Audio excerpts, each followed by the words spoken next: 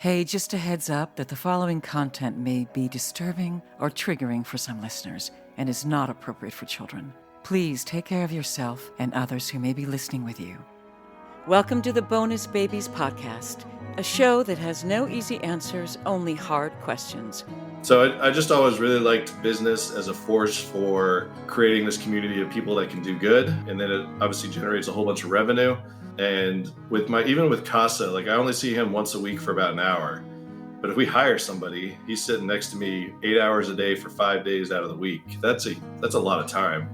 And I also, when I'm with my CASA, if he's doing something, like if he's playing basketball or he's doing something with his hands, he opens up a lot more than if I'm just sitting at him, facing him saying, well, how's your day going? Then he kind of shuts down. But if somebody's sitting next to me, they've got a job, it might be inputting orders, it might be printing a t-shirt, very basic thing. But if they're doing that and I'm saying, so how's your day going?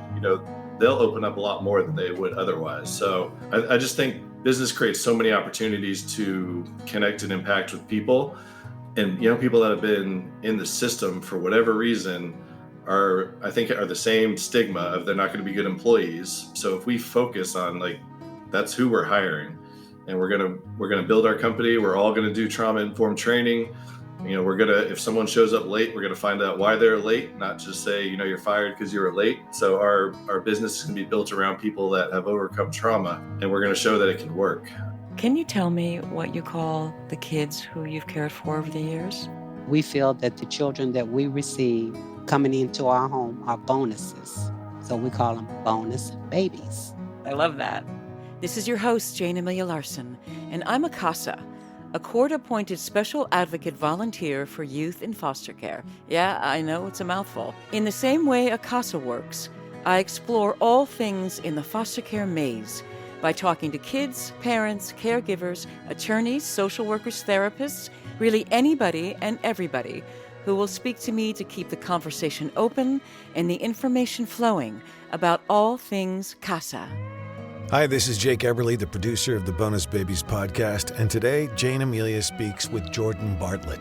He was adopted at a very young age and had a great life, but he recognized how fortunate he was. So he started a business that not only makes a profit, but provides resources and work opportunities for young people aging out of the foster care system. He's got a bunch of great ideas. Here's his story.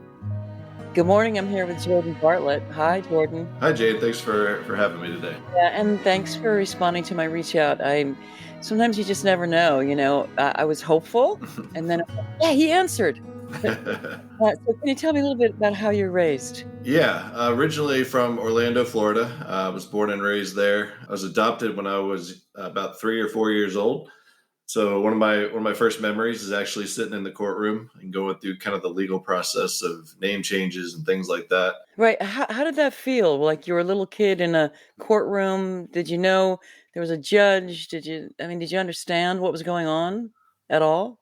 It didn't seem anything out of the normal. I was with the people I had been with for as long as I could remember. So to me, it was just kind of like we're going to go do this thing, and then we're going to go home and have some lunch.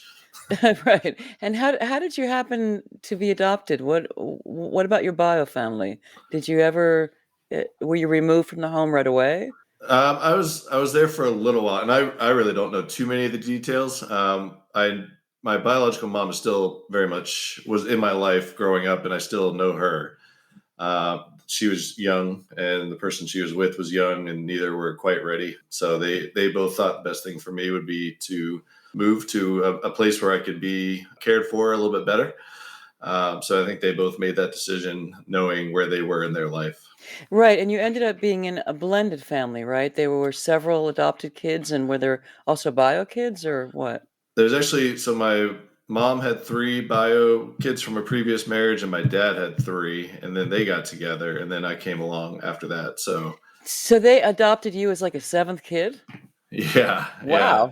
Wow. That's impressive. Yeah. So they were at the point in their life, and I think the closest one to me was about 14 years difference. So they were they were at a point where they were ready to be empty nesters, and then I came along.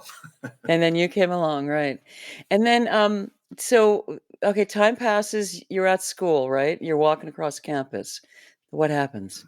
Yeah, so I went to a local college in Orlando, and it was my freshman year. I think we had just gotten out of baseball practice, and I was walking back to my dorms, and a young lady, she's about my age, I was about 18 or 19 at the time. She had a stroller, and she strolls up to me, and she says, "I'm your sister.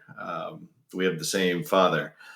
And I knew I'd been adopted, but had never even thought about what that meant of somebody else out there that may have gone through something similar, or siblings that I hadn't thought about.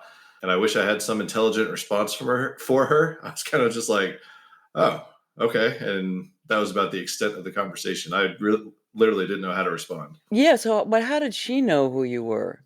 She had she had a very different life. She had been in and out of the foster care system. She'd overcome addiction. And I think in some of her recovery steps, she was starting to look for other connections to make, and was starting to, I think she was the one that kind of started to connect all the siblings together. Really? Okay. So there were other ones as well? Yeah, there are, I don't know how many, but we are all, so a bunch of us are connected on Facebook. So it was that time, I think it was 2006. So Facebook was kind of just becoming a thing. Right. But since in the last 15 years or so, I've been able to connect and kind of form somewhat relationships. I mean, as much as social media can. I've moved across the country, so they're still on the East Coast. So we haven't had a chance to actually meet in person.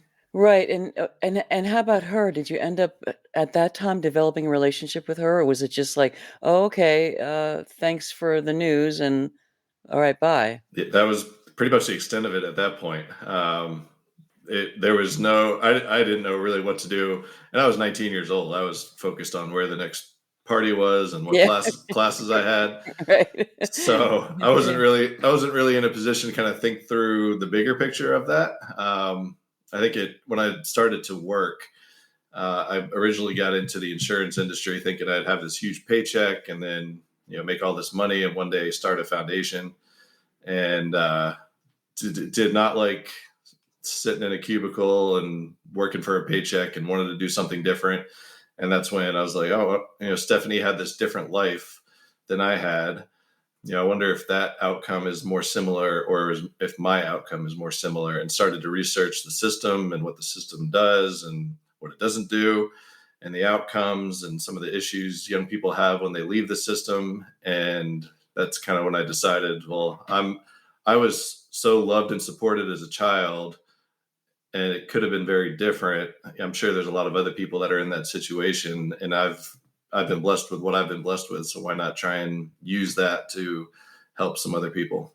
Right. But this was all your thought process as a young man, like you're in your early 20s at this point, and you're like, I want to do something different. I want to make a difference.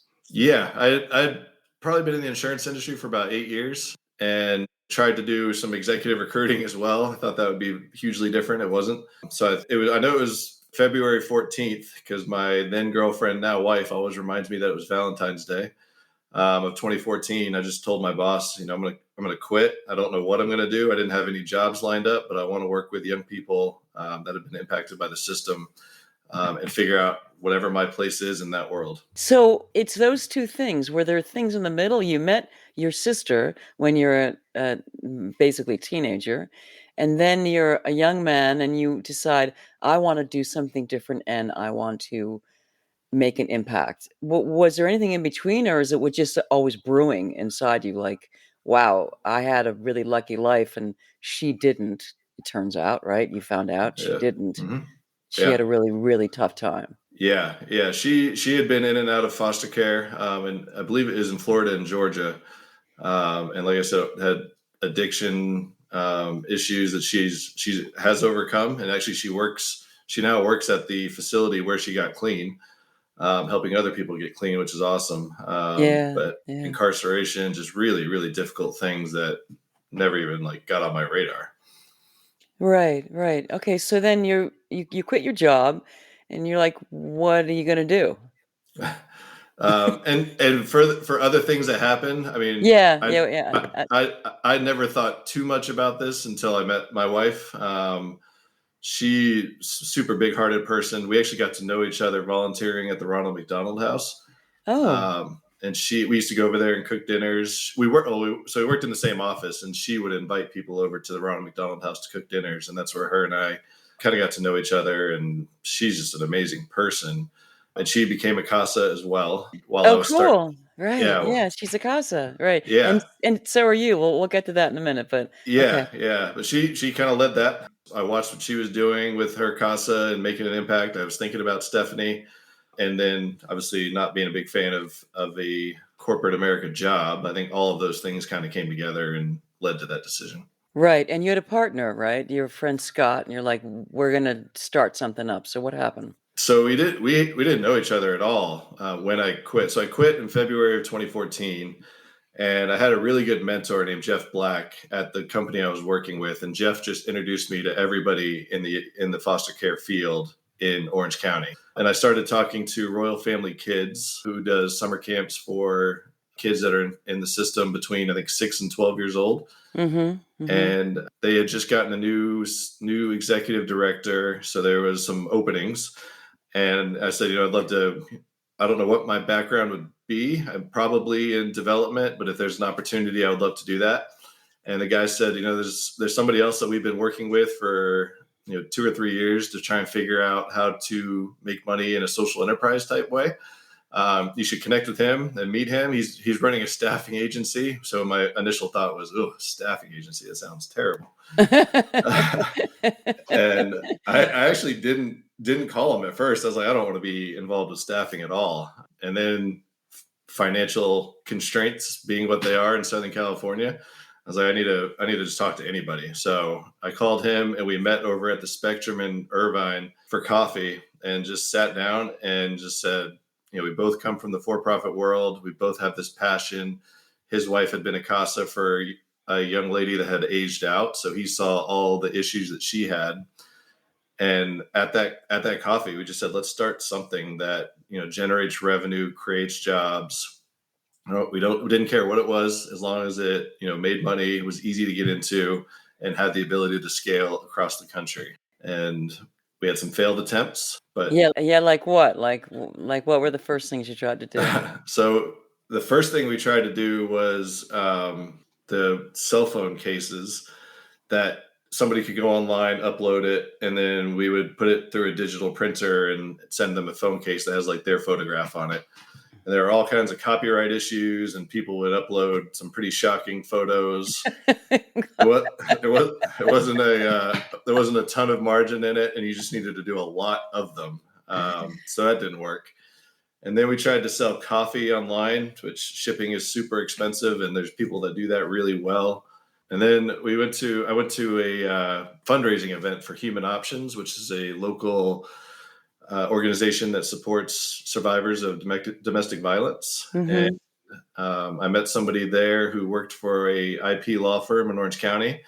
And I said, I'm sure you guys print T-shirts. If we could print that T-shirt for you, would you give us an opportunity to print it, and we could start the business doing T-shirts? And she said, no. But we need the no. Yeah. Okay, no. Yeah. She said, we need these little tin cars that have Jelly Bellies in them, and they have to have our logo in them. So I went home. I told Scott, I was like, this is what they want. We got to find somebody to produce it. So we found a supplier overseas that would print them for us, ship them over. And then we filled them with Jelly Bellies, and I think it was like 200 of them, gave them to them. And that was our first order in November of 2014. And Scott called me while all that was happening.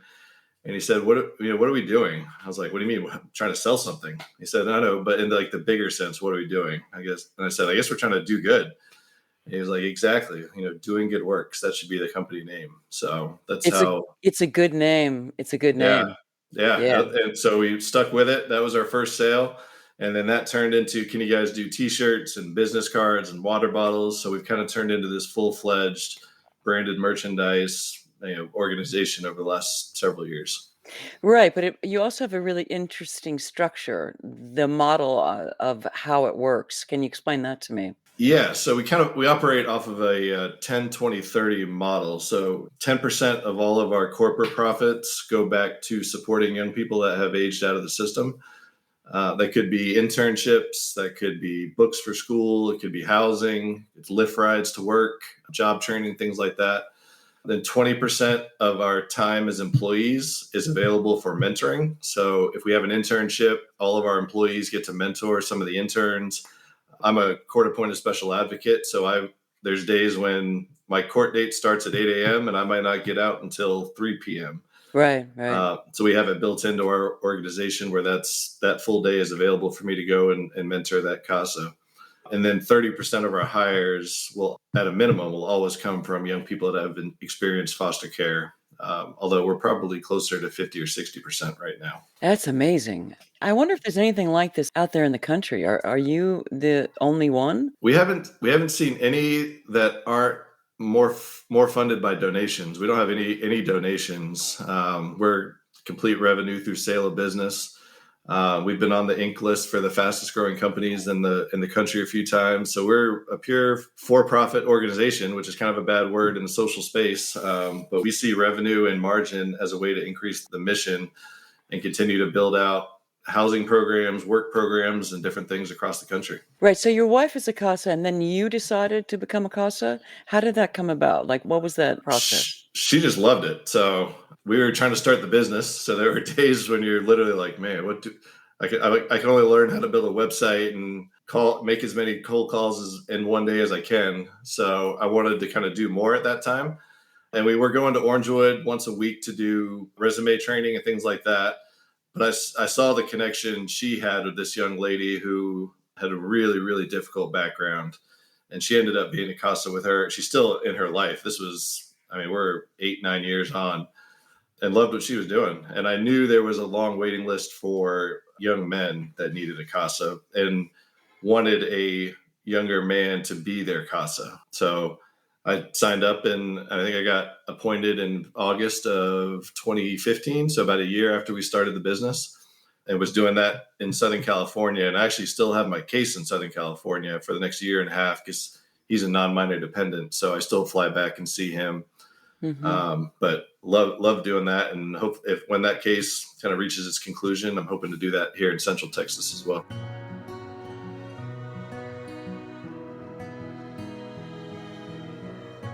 Right. So, there are so few men that do it, and they're always trying to get guys, but you just were like, this is right for me. Is it? And it's because you saw how much your wife liked it, or because you think that you could have just done it anyway, no matter what? She definitely introduced me to it. I love it though. It's hard. And it's kind of a thankless role if you're going into it hoping like this person's going to love me and think I'm the best thing ever. They might think that, but you won't hear that and you won't see that. Right. So it is a difficult role, but there's no other volunteer role like it. I think it's just the ability to make an impact on someone, and it's really just showing up. It's not hard. You just have to show up. You have to be on time. You have to be there. You can't say, well, something came up and I need to do something else. But if you just show up and spend time and give space to decompress and relax and get out of the group home environment or get out of the foster home environment for an hour every week, it can make such a big impact just through the consistency, and someone that kind of sticks through all the different social workers, because they're going to cycle through social workers. They're going to cycle through lawyers. They're going to cycle through residents. Everything gets cycled except for that CASA role, which is why I like it. That's right. That's the thing I really try to explain to people, that often the CASA is the only person in the child's life that remains. That ideally is always there. I mean, sometimes that doesn't work, for things happen. But in general, the CASA is the only one who's not paid, number one. Yeah. And who is the hub of information for the kid, and who also is truly advocates for the kid, as opposed to trying to keep their job or trying to change policy or whatever. They're just there for the kid, to see what the kid wants, to find out what the kid can get. Even that was like a lot of the work that gets done for many CASAs, right? Just figuring out what's out there services wise for their kid, right? Yeah. And the the fact that I wasn't getting paid was always a big thing as well. I know. They say you're not paid to be Yeah, here. Yeah. yeah. So there's no. I think that represented I'm there because of him, but also I'm not, being paid by a institution that is there, with whatever their goals are. So whether it's the court, social services, the school, all the people are being paid by those institutions. I think there's a lot of good people in all of those, but there's still something in the head of that young person that if there's a paycheck, there's a reason outside of me. So I Right. think the fact that CASAs show up over and over and are consistent and aren't getting a paycheck, I think that speaks a lot to the relationship with that young person.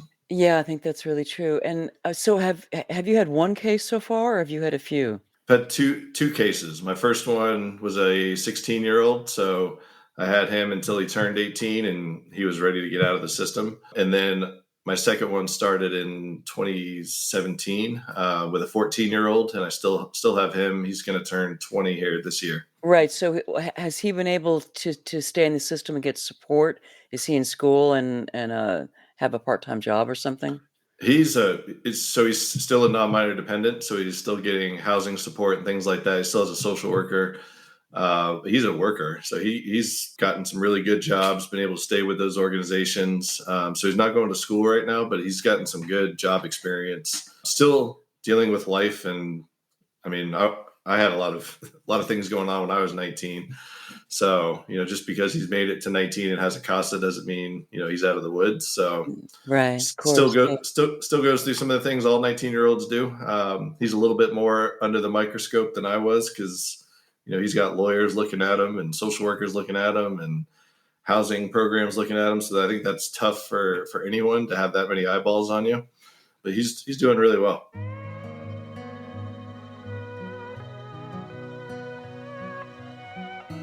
And how do you feel about yourself and the work that you're doing? Do you feel you've made a good impact on him? Yeah, I definitely do. There's still feelings of like one step forward, two steps back, and then you're always waiting for that one phone call that's like 8 steps back. I But know. It's like that scary call that might come in the middle of the night, yeah. So Yeah. it's probably not that different than parenting. I still have a 4-year-old and a 8-month-old, so I haven't quite gotten to those stages where they're going out on their own. But when I met him at 14, he's a bigger kid, and I'm 6'8", so I think me being a big person also kind of I'm pretty calm and passive, so I think that helps him. He was a big, angry 14-year-old, and I think people were pretty scared of what he could do, and he would unload on people, verbally and sometimes physically. There have been times now when I see him get confronted or have a situation where I know he would have exploded, and I see him step back, take the time to kind of decompress and work through whatever that situation is. And I think just the ability to be able to control yourself on those stressful confrontations, I think is going to really help him in life. So I see him do those things, and I know there's an impact. But like I said, he's 19 years old. So Right. So he's learning that in therapy, but also learning it because of you as a role model. yeah, I think the fact that he's got somebody to call when he does get stressed. I think before it was just on him, and his way to deal with it was kind of just really explode through the situation. But now he knows he can take a step back. He's got somebody to call. So I think all of that just kind of consistency over the years, knowing that I'm going to pick up the phone, and if I don't, I'll call back within the next hour or so. I think that gives them a little bit of buffer room when those stressful situations come up. So why do you think more people don't do what you're doing, Jordan? It's hard. So I mean, I've got a business, 2 little ones, a wife. It's not a ton of time. And like I said, I could have to be out for 6 hours of the day at court. So I do think there's that part of it. I think that's the misconception of foster care. I think people think they're in there for a reason versus they're in there because of what's happened to them. So true. So Yeah, true that I find that all the time that yeah, that and this is something I talk about with a lot of my friends that are either working with youth or the idea about changing the narrative of why these kids are in care. These kids are in care because their families have failed them, and then very often the system fails them. It's Yeah. not because they've done something wrong. Very, very rarely are they Yeah. in foster care because they've done something wrong, and even if they have, it's because likely they've been failed Yeah. before, so they're acting out, right? Yeah. Yeah. And unfortunately, the system may have even failed their families as well. So it's just Uh, this Totally. generational. Yeah, it's like one after another. It's just like a Yeah. domino. Yeah, for Yeah, sure. and it's hard to climb out. So I think there's some of that too, of just the misconceptions of who these kids are, which is unfortunate. And then I don't know how many people know about CASA. I think they've done a good job recently. I see them at the airport. I just went to Atlanta and got off in the metro or the train, had a big CASA national sticker on it. I was like, oh, that's cool. I saw Uh, that too in Atlanta. yeah, I was like, yeah, "Yeah, it's cool." yeah. I just saw it like last month. Yeah, Um, so I think more people are starting to know what it is, but it is a big commitment. I mean, 30 hours of training and once a week is a big commitment. So I just think it's a combination of being a big role and then just the misconceptions. right, but I'm asking about something larger, like what it is about you that as a young man, you know you're adopted, you were from a very supportive and loving family, right? Hmm. Did you learn then about civic duty, or were you just like a regular kid and then because you're doing something that is so important and so impactful and is not easy. And I'm not talking about it being a casa now. I'm talking about your business too. On top of being a casa, I'm trying to figure out what it is about you that has allowed you to do that, or has almost compelled you to do it. Yeah, I don't know. I've always been very risk tolerant, which my wife will tell you through and through.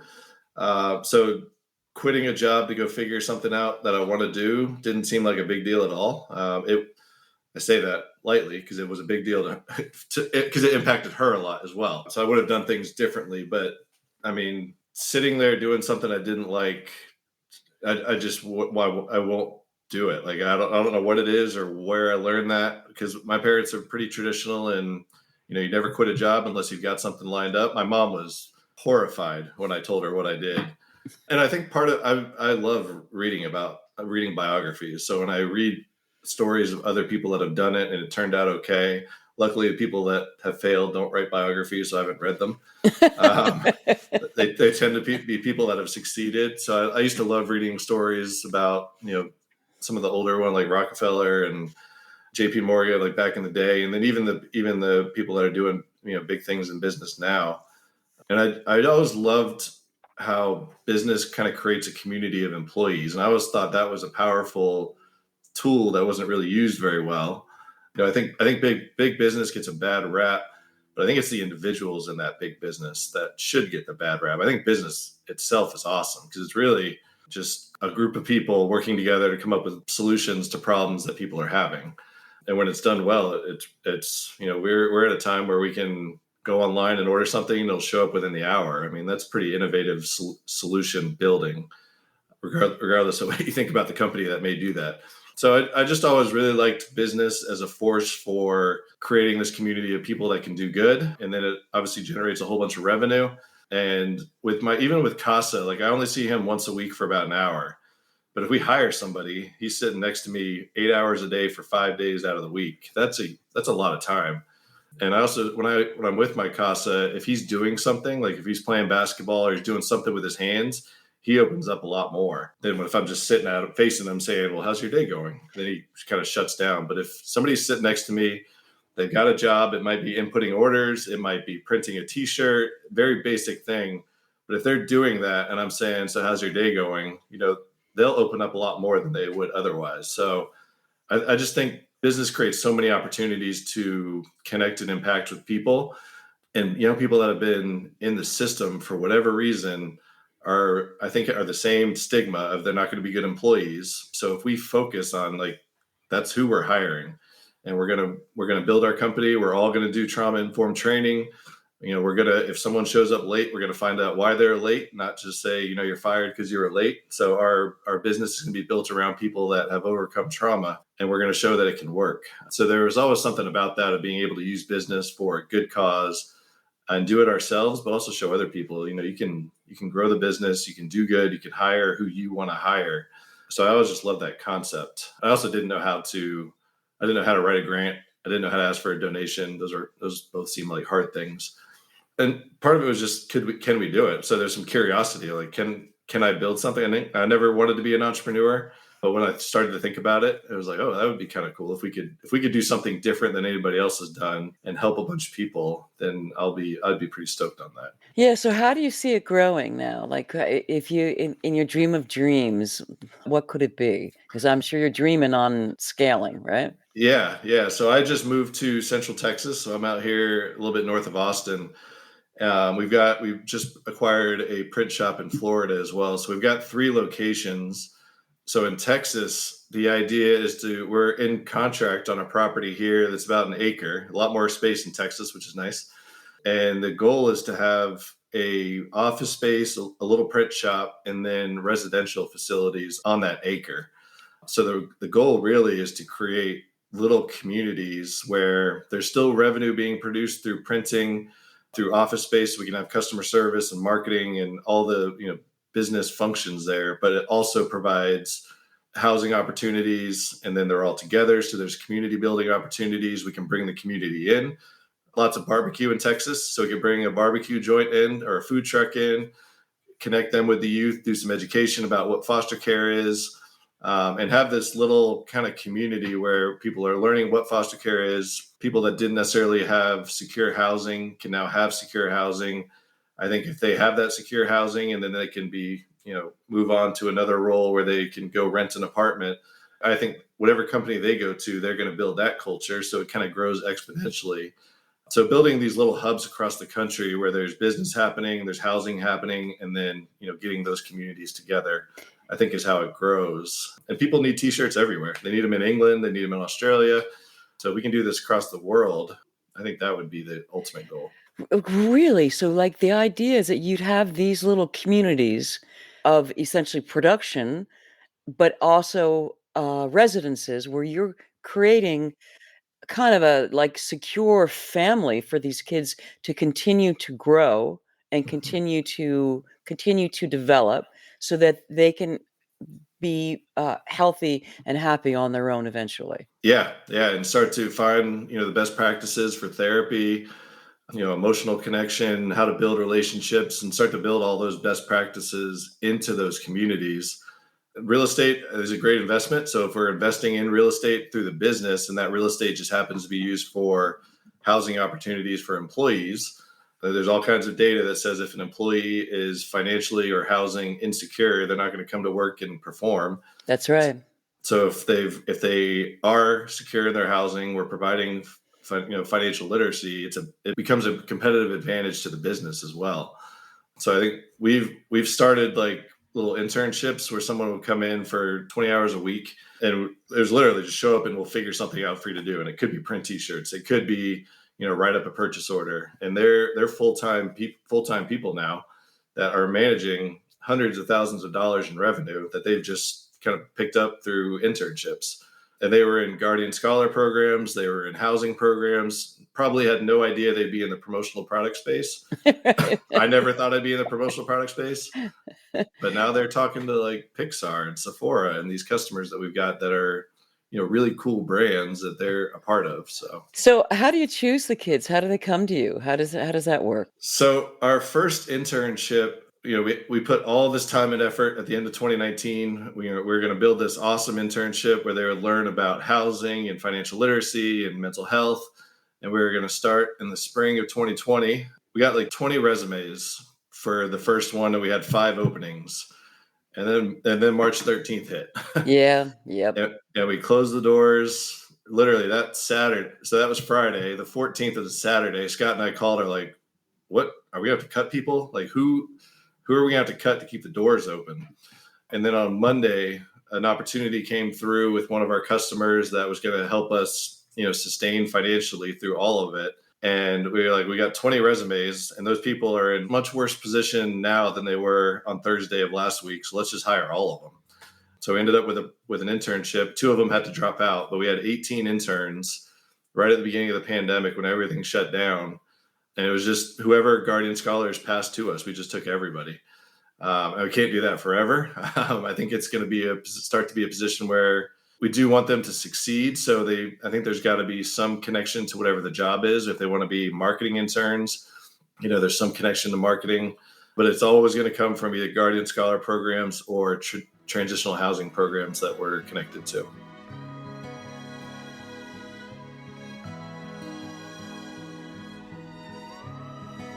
So now you're like, as you said, you're doing hundreds of thousands of dollars worth of business. And that all came from a couple hundred Jelly Bellies. Yeah. It came from a $2,000 order. And then last year we did about $6 million in revenue. And I think this year we're going to hit 10. $6 million. Yeah. We had, and that was with the first half of the year being pretty confusing because we had the Delta variant. We weren't sure if COVID was gone.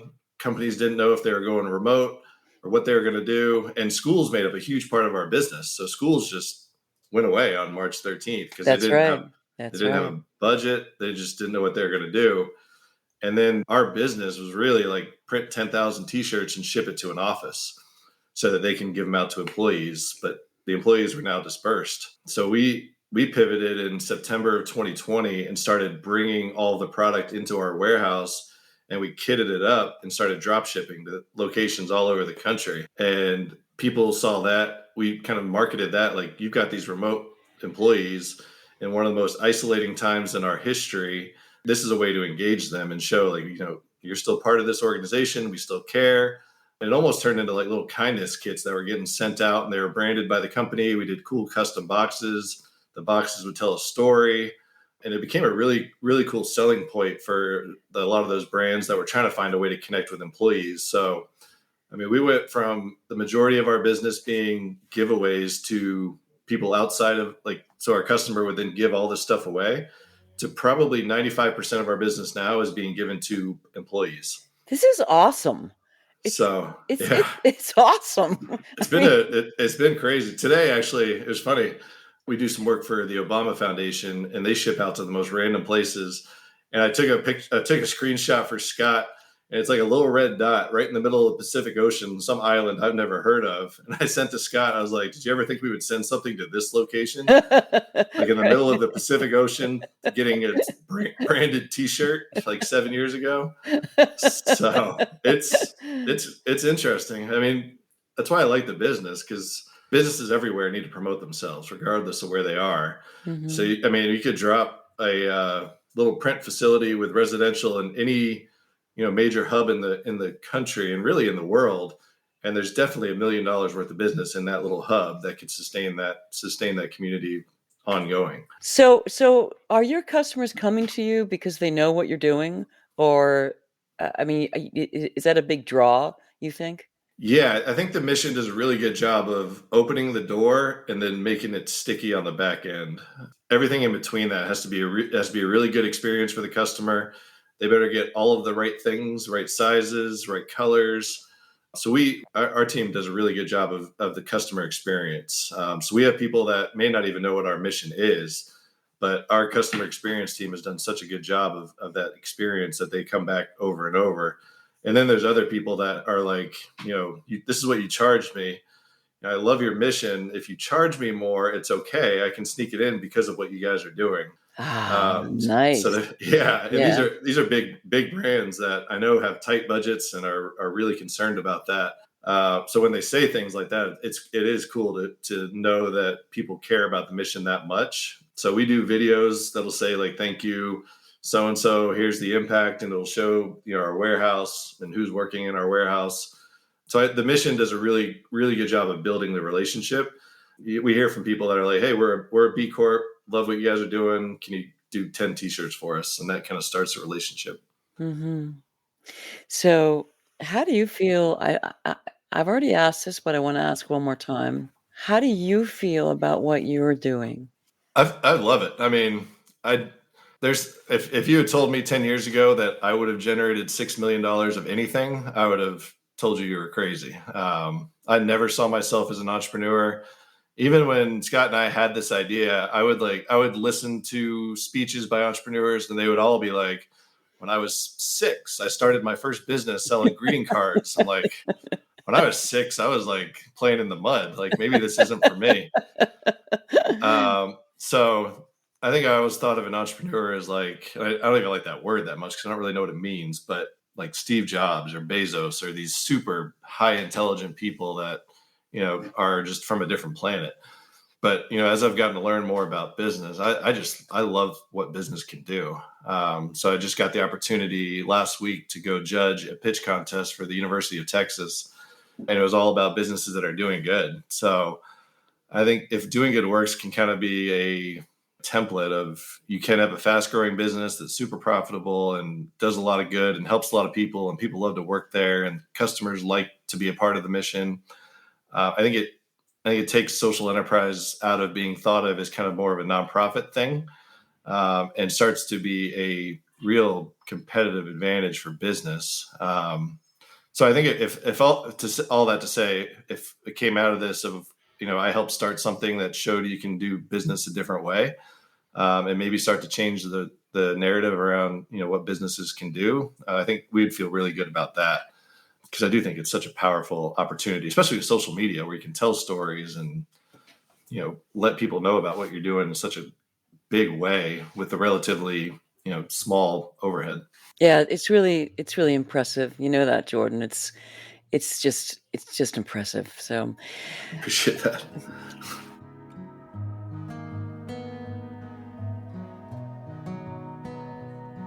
I want to ask you one other thing that I ask all my guests, and if you can dig deep for this. So, what is the one thing that no one would know about you unless you told them? Ooh. No one would know about me. Yeah, so it's be funny when people listen to this.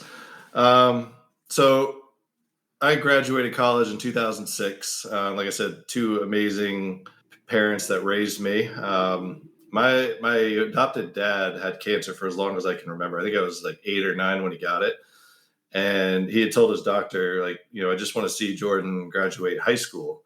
And he was able to, stay with us and watch me graduate college. And then that summer, he and I got to do a trip to England. They're both born and raised in England. I was the only American in the family. So we got to go to England. We saw where he was stationed, things like that. And then when we got back, he got pretty sick and ended up passing away that summer. And after that, I got into, a really dark place with mental health, and really struggled with mental health and depression. Tried to drink it away. So people see me now, and I think like kind of your response of like, you're doing all this awesome stuff and you had a really supportive family. But before I met Rachel, my wife, there were 6 or 7 years where I struggled really badly with depression and mental health. And I think kind of finding my way through that, and getting some support through that. And, reading was a big part of that, reading what depression is, what mental health is, how the brain works, kind of understanding that it's not anything wrong with me. There was just something missing or something not working quite right. All of that research I did to kind of understand what was happening to me, I think was a big part. And maybe this even goes back to the question you asked of like, what drove you to do this? I kind of realized a lot about myself and became really comfortable in who I was. And from there, I was like, well, I can try just about anything. If it doesn't work, I'll try it again. I've been able to get myself out of this really dark place. People around me have helped me get out of this dark place. So I can take bigger risks. I can do things that I didn't think I could do because I'm not as scared about what the pushback is. And it's still something I deal with it every day. If I get an email where somebody is a little bit snappy, in my head, I've got this doomsday, like they're mad at me. They're going to be a huge customer. The customer is going to go away from doing good works. Doing good works is going to fail. All these people are going to be on the streets. I'm not going to have a business. I don't have anything else to do. I'm going to be on the streets. Rachel's going to leave. She's going to take the kids. I'm going to be homeless. I have to move back to Florida. Wow. Wow. Yeah. And it all starts from like a little email, and I have to like catch it. And I think it's just the way I've always been nervous that, everything's just going to go away. And I think that's just part of the mental health things that, are part of who I am. If I have to get up on stage and give a speech, everything in my head is saying this is going to fail. And because of that, doing good works is going to go away. And same cycle. Wow. So I still, deal with that. And then some of the ways that I handled the depression, I still think about that every day as well. So I think, I don't know if a whole bunch of people know that I've had some of those mental health issues, and still think about them, but have found some pretty good mechanisms to cope with it. Yeah, it seems you really have, but it also seems that the work that you're doing is helping you cope with it, right? Oh, for sure. Yeah. Yeah. I mean, there's so much purpose in it. And I think once you find that purpose, whether it's, purpose can be something within you individually, getting out and bettering yourself, learning, working out, things like that, or, bettering those around you. So the fact that I get to wake up every day and do what I do, I mean, I love it. So it's easy to be happy with everything that has been built. This is really great, Jordan. Really, thank you so much for doing this interview. I think it's really important for people to hear. Yeah, appreciate you having me. I think what you're doing, telling the different stories of foster care, because it's not survivor stories and success stories are awesome, but there's a lot of different aspects of it. So I really appreciate what you're doing to bring, education to different areas as well. Yay on us, huh? Yeah. Okay. Okay, thanks. Thank you, Jordan, for doing the work that you do, doing good works. It's a great tag, by the way. Be kind, love more, do good. And I really think what you're doing, creating a business that not only makes a profit, but supports the community and creates its own self-sustaining community, is something that can be used across the country, if not around the world. It's a great idea and a really simple structure. It's like a small village, so it doesn't just have to be for foster youth. And I think we all have a little of that doom and gloom inside of us. But it's really great to have support to help you see the other side. Thanks again. If you'd like to see more about Jordan or doing good works, you can find him on Twitter at JB_DGW or Instagram at JB_DGW, or check out the website, dgwbranded.com.